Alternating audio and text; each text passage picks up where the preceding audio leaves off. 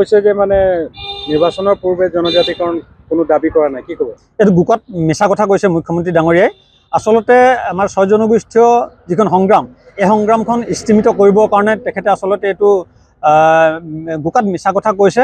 আৰু আমি মুখ্যমন্ত্ৰী ডাঙৰীয়াক প্ৰত্যাহ্বান জনাইছোঁ, যদি আমাৰ 6 জনগোষ্ঠীয় কোনো নেতৃবৃন্দই এই কথাটো কৈছে, তেখেতক আমি ৰাজহুৱা কৰিবৰ কাৰণে প্ৰত্যাহ্বান জনাইছোঁ।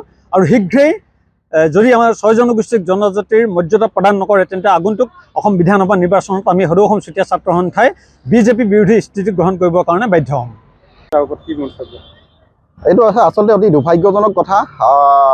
আপোনালোকে জ্ঞাত যে সকলো ৰাইজে জ্ঞাত, যোৱা কেইদিনমানৰ আগত যিবিলাক 6 জনগোষ্ঠীৰ ৰাইজে বা বিভিন্ন দল সংগঠনে যেতিয়া আন্দোলনৰ কাৰ্যসূচী ৰূপায়ণ কৰিছিলে, কোনো এটা টিভি চেনেলতে হওক বা মিডিয়াৰ আগতে হওক কেতিয়াও এই কথাষাৰ কোৱা নাছিলে যে আমাক এটা সিদ্ধান্ত লাগে।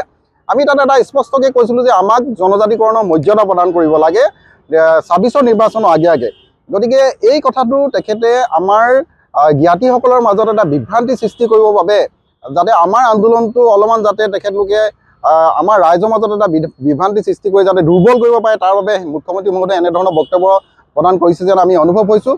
আৰু আমাৰ স্থিতি এটাই যে যেতিয়ালৈকে আমাৰ জনজাতি মৰ্যাদা প্ৰদান নকৰে, টাই আহোম জনগোষ্ঠীকে ধৰি 6 জনগোষ্ঠী যেতিয়ালৈকে জনজাতি মৰ্যাদা প্ৰদান নকৰে, তেতিয়ালৈকে আমাৰ আন্দোলনৰ কাৰ্যসূচী চলি থাকিব।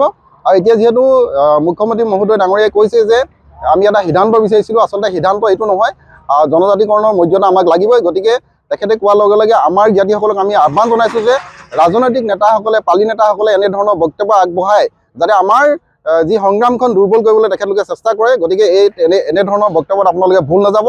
আৰু জনজাতিকৰণৰ যি আন্দোলন আছে, এই আন্দোলন আমি খুব সোনকালে পুনৰ আৰম্ভ কৰিম আৰু এটা জংগী ৰূপত আমি লৈ যাম, যেতিয়ালৈকে আমাৰ জনজাতিৰ মৰ্যাদা প্ৰদান নকৰে। আৰু 26ত যদি বিজেপি চৰকাৰে যদি এনেধৰণৰ যদি বক্তব্য আগবঢ়াই থাকে, নিশ্চিতভাৱে তেখেতলোকে কিন্তু গাদীচ্যুত হ'বলৈ বাধ্য হ'ব।